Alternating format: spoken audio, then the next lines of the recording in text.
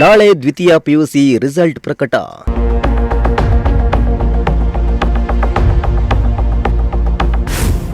PU ಫಲಿತಾಂಶದ ಬಗ್ಗೆ ಸಚಿವರು ಏನಂದ್ರು?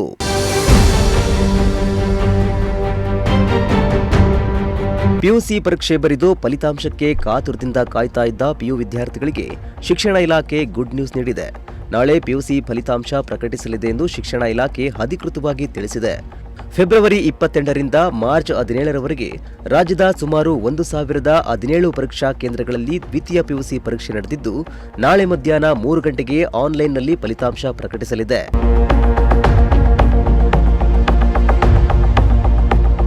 ಇನ್ನು ಶಿಕ್ಷಣ ಇಲಾಖೆಯ ಈ 2 ಅಧಿಕೃತ ವೆಬ್ಸೈಟ್ಗಳಲ್ಲಿ ರಿಸಲ್ಟ್ ಪ್ರಕಟಿಸುವುದಾಗಿ ಇಲಾಖೆ ತಿಳಿಸಿದೆ. ಒಟ್ಟು 7,10,363 ವಿದ್ಯಾರ್ಥಿಗಳು ಈ ಬಾರಿ ಪಿಯುಸಿ ಪರೀಕ್ಷೆಯನ್ನು ನೋಂದಣಿ ಮಾಡಿಕೊಂಡಿದ್ದು, ವಿದ್ಯಾರ್ಥಿಗಳ ಭವಿಷ್ಯ ನಾಳೆ ಹೊರಬೀಳಲಿದೆ. ಅಲ್ಲದೆ ವಿದ್ಯಾರ್ಥಿಗಳ ನೋಂದಾಯಿತ ಮೊಬೈಲ್ಗೆ SMS ಮೂಲಕ ಫಲಿತಾಂಶವನ್ನು ಶಿಕ್ಷಣ ಇಲಾಖೆ ರವಾನೆ ಮಾಡಲಿದೆ. ಬಳಿಕ ಚುನಾವಣೆ ನೀತಿ ಸಂಹಿತೆ ಹಿನ್ನೆಲೆ ಸಚಿವ ಮಧು ಬಂಗಾರಪ್ಪ ಅವರು ಸಂಜೆ 6:15ಕ್ಕೆ ಫಲಿತಾಂಶದ ಬಗ್ಗೆ ಸುದ್ದಿಗೋಷ್ಠಿ ನಡೆಸಲಿದ್ದಾರೆ.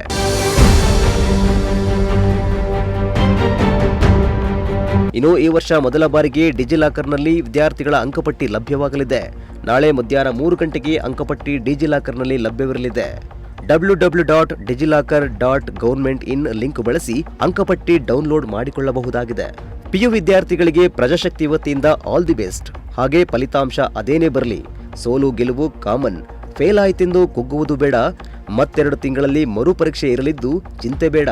ಪರೀಕ್ಷೆ ಬರೆದು ಭವಿಷ್ಯ ರೂಪಿಸಿಕೊಳ್ಳಿ, ಬದಲಾಗಿ ತಪ್ಪು ನಿರ್ಧಾರ ತೆಗೆದುಕೊಳ್ಳುವುದು ಬೇಡ. ಪಿಯು ಸ್ಟೂಡೆಂಟ್ಗಳಿಗೆ good luck. Bureau report, Prajashakti TV, Tumakuru.